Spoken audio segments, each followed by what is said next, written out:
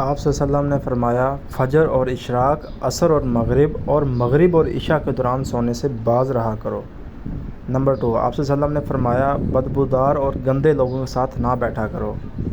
آپ صلی اللہ علیہ وسلم نے فرمایا کہ ان لوگوں کے ساتھ نہ سوئیں جو سونے سے قبل باتیں کرتے ہوں۔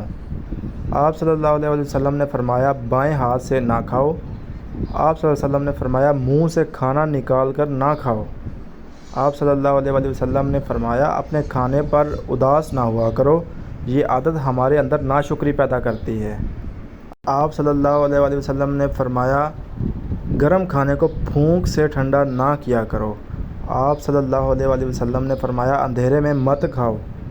آپ صلی اللہ علیہ وسلم نے فرمایا کھانے کو سونگھا نہ کرو، کھانے کو سونگھنا بد تہذیبی ہے۔ آپ صلی اللہ علیہ وسلم نے فرمایا منہ بھر کے نہ کھاؤ کیونکہ اس سے معدے کی ذمہ داری بڑھ جاتی ہے۔ آپ صلی اللہ علیہ وسلم نے فرمایا ہاتھ کے کڑاکے نہ نکالا کرو، اور فرمایا جوتے پہننے سے قبل اسے جھاڑ لیا کرو۔ پھر فرمایا نماز کے دوران آسمان کی طرف نہ دیکھا کرو۔ آپ صلی اللہ علیہ وسلم نے فرمایا رفع حاجت کی جگہ یعنی واش روم میں مت تھوکو۔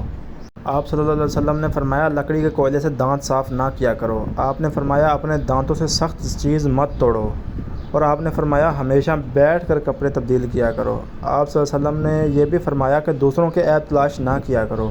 آپ نے فرمایا بیت الخلاء میں بیٹھ کے باتیں نہ کیا کرو، اور کبھی بھی دوست کو دشمن نہ بناؤ۔ Thank you.